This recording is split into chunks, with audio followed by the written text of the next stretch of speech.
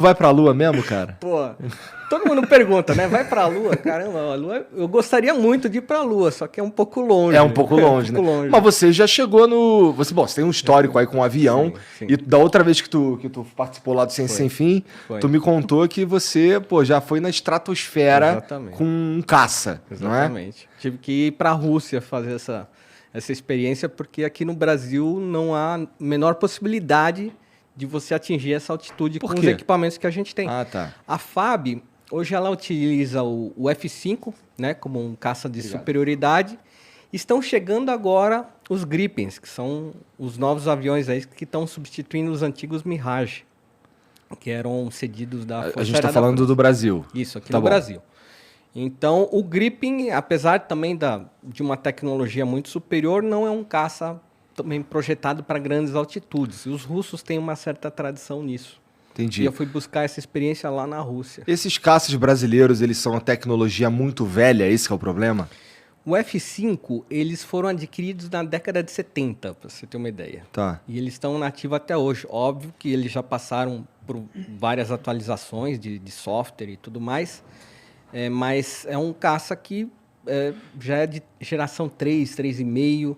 Nós hoje estamos na geração 5, indo para a geração 6 de caça. Tá, então, e quem que tá na frente nisso aí? A Rússia e os Estados Unidos, eu imagino. Sim, eles são os maiores players. Os Estados Unidos têm o F-22 e o F-35, que são considerados a nata hoje, né, da aviação de caça. São considerados aviões stealth, né, que na tradução... Aqueles que não são detectados por radar? Tecnicamente não são... Tecnicamente? Porque há algumas divergências, né? Dizem, não, dá para ver aqui uma pomba, né? Entendi. Que tá voando muito rápido. É algo que não parece um caça, mas ele aparece alguma coisa no radar. Nos radares aparece alguma coisa, né? Os radares são muito sofisticados hoje em dia, né? Entendi. Então, eles detectam quase tudo. E o que esses caças têm é um sistema de furtividade. Então, teoricamente, disse que é muito bom, mas, por exemplo, na guerra do Iraque, no início ali da década de 2000, de 90 para 2000, um F-117 foi abatido, era considerado um caça furtivo. É aquele que aparece pra caramba, um preto assim, meio triangular. Parece uma pirâmide, né? Ele é todo lindão, assim. E ele foi abatido por um armamento nada sofisticado. Então, veja que ainda existem dúvidas, né? Se acontecer alguma guerra agora, e aí a gente vai poder ver se o F-22, como é que ele se prova em guerra, aí a gente vai ter a real noção se com esse papo de guerra, porque os caras lá já estão querendo invadir a Ucrânia, entendeu? Isso, inclusive, atrapalharia a tua pesquisa aí, que como é que tu vai pra Rússia voar? Não tem isso, né? Não, pois é. Pois é. Eu acho que... Vamos ver o que vai acontecer. Eu espero que não aconteça nada, não há, porque hoje em dia a guerra dá muito prejuízo. Sim. E as pessoas vão tentar diplomacia até o final. Mas assim, essa parada de ainda construir-se muitas tecnologias novas para caças e tudo mais, esses caças que a gente tem no Brasil, eles seriam, num caso de uma guerra, assim, hipoteticamente, eles seriam muito ridículos de se usar?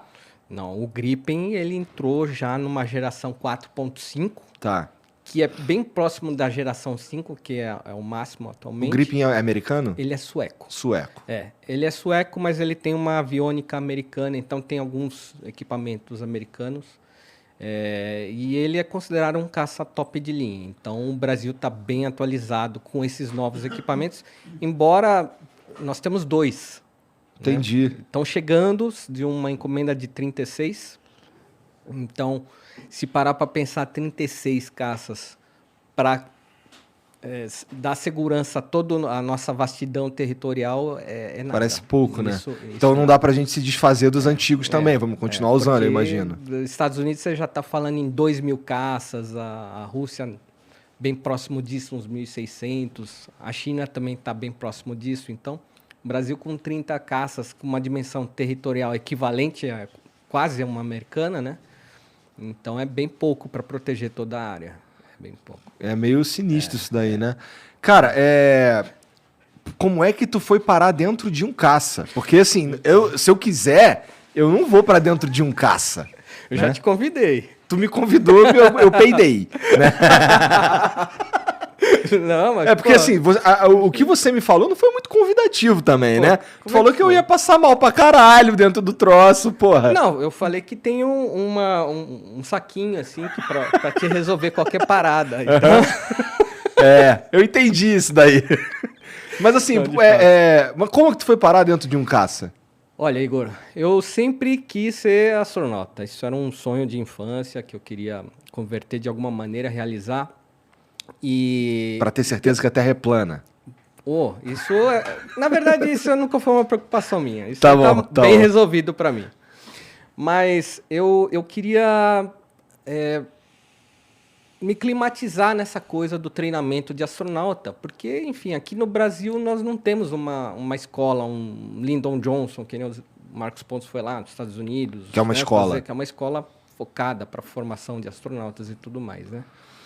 Então, quando o Marcos Pontes voou para o espaço, naquele momento eu falei, poxa, um brasileiro conseguiu, e eu achava que era impossível, era uma missão impossível para um brasileiro chegar no espaço algum dia. Aquilo foi um momento inspirador para mim, né, que eu capturei e falei, pô, eu já tinha largado essa ideia de ser astronauta, embora aquela coisa fica no seu íntimo, fica aqui no coração latejando, mas eu falei assim, é impossível, né, para um brasileiro, pô, não tinha a menor possibilidade disso acontecer. Quando o Marcos Pontes voou, eu falei, opa, será que existem caminhos? E aí eu passei a planejar uma carreira para poder ser astronauta.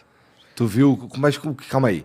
Tu viu o que ele fez ou você definiu novos, sei lá, planos? Foram novos planos, porque o que ele fez, por exemplo, ele ingressou na AFA, estudou em Barbacena, seguiu Força Aérea, ele seguiu um caminho que era o caminho popular na época, era esse, né? O mais orgânico de se seguir a carreira de astronauta era pelo caminho militar. Só que hoje em dia as coisas estão mudando, Igor. Então hoje o astronauta ele já é uma carreira civil já há um tempo, mas cada vez mais está se tornando uma carreira comercial. E aí que eu vi uma grande oportunidade, uma vez que o mercado privado está entrando na atividade espacial, na exploração. Hoje o mercado espacial ele sobrevive de envio de satélites.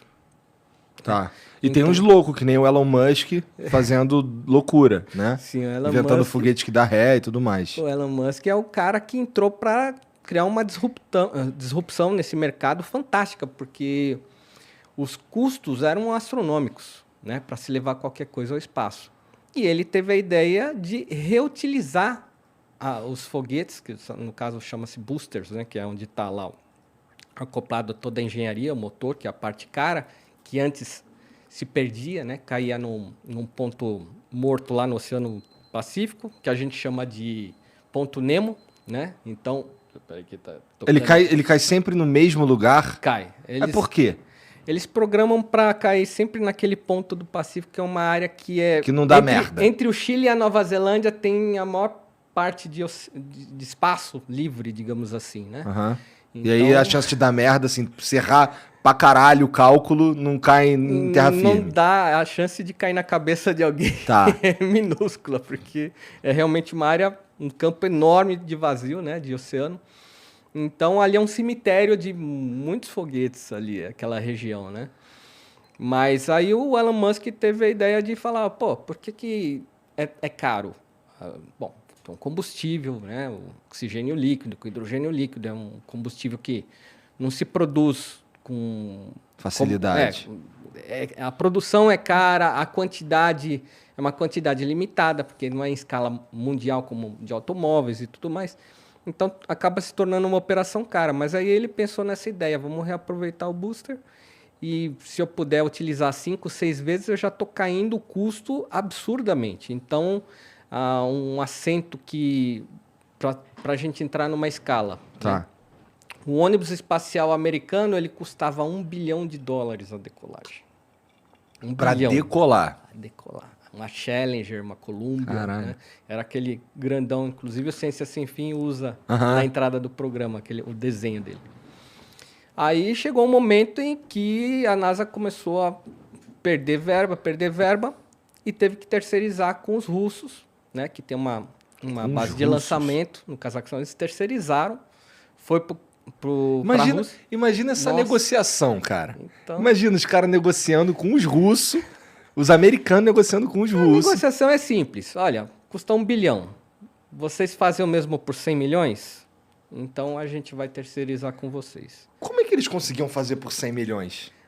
A grande pergunta é, tinha o pessoal da comitiva americana, quando já se sabia que ia se terceirizar com os russos, um cara fez exatamente a mesma pergunta para o comitê russo. Falou assim, como assim vocês conseguem fazer o mesmo que nós fazemos? Nós gastamos 1 bilhão, vocês 100 milhões, que segurança que vocês vão dar para os nossos astronautas? E a resposta, muito famosa, é: vocês americanos investem 10 milhões numa caneta antigravidade e nós levamos lápis. Né? E aí isso aí ficou muito discutido, né, durante toda essa terceirização de programa. Na prática, eles barateavam detalhes, é isso? Sim, né? O russo ele tem